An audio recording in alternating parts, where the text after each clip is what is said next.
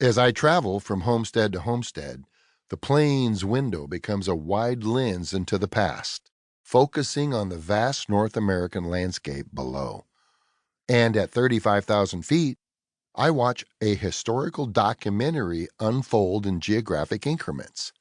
Cities surrounded by suburbs, suburbs blended away to occasional rural villages, and then there they are.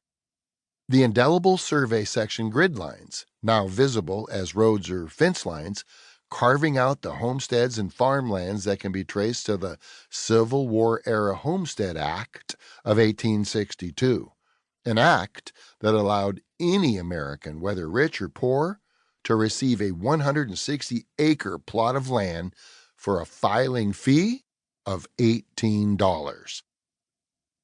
Abraham Lincoln believed that the role of government should be to elevate the condition of men, to lift artificial burdens from all shoulders, and to give everyone an unfettered start and a fair chance in the race of life.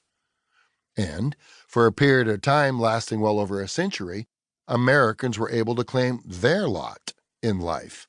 It wasn't a perfect system, and looking back, we have to acknowledge the bad as well as the good.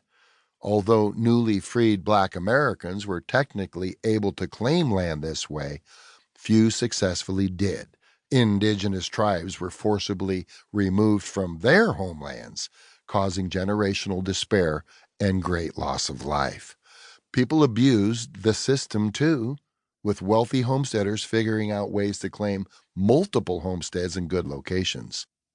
Lincoln's actions reshaped this country, and by the close of the act, over 4 million homestead claims were filed in more than 30 states, with the last being claimed by a man named Ken Deerdorf along the Stony River in Alaska in 1976. Those dreamers carved a legacy of self-sufficient homesteads, farms, ranches, and orchards, all the way to the Pacific Ocean and then north to Alaska.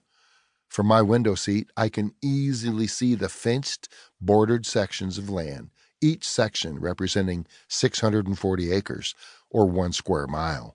The patchwork of squared farmland is a timeless reminder of where we came from and where our food still comes from. 200 years later, however, the migration has reversed, with young people going from the farm to the factory to the office. Many of the original square mile farms have been broken down to smaller tracts of 320, 160, 80, or 40 acres, and so on. The first subdivision was most likely built on an old homestead, since a 2-acre home site is worth 5 times more than a 2-acre potato field. The transition from family farms to factories was exacerbated as World War II came and went. Interestingly, the subdivisions we see everywhere were actually invented during that era, an amazing, novel idea at the time. The original 2, 4, 6, and 8 plexes evolved into apartment and condominium housing en masse. Homesteads were surveyed, and developers greedily carved them into 1-acre lots, and boom, we planted houses in the fields, resulting in the first fruits of shiny, sprawling suburbia. And just like the rows of corn planted by the farmer as close together as possible to yield maximum profit, the concrete and wood bumper crop planted by developers has left us all living as close as we possibly can to each other for the same reason: profit.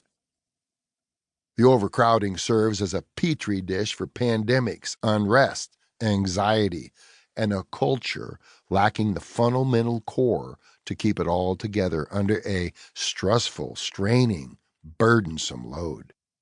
As the original farms dissolved, so did the original homesteaders' legacy of knowledge and experience.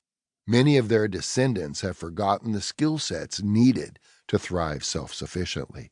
Today, 330 million Americans are completely dependent on the grid, the grocery store, and the gas station to survive day by day. Take one of those away from the city or the suburb for just one day? Chaos, panic. 24 hours of disruption could put those crowded, grid-dependent masses in real danger.